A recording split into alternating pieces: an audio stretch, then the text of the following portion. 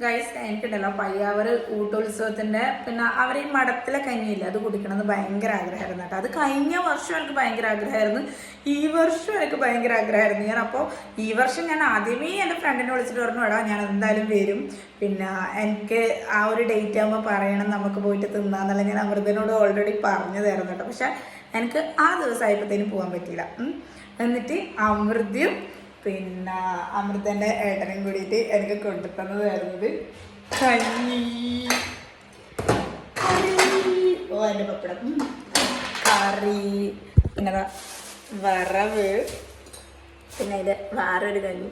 ഇതിൻ്റെയൊക്കെ ടേസ്റ്റ് ഉണ്ടല്ലോ, ഉഫ്.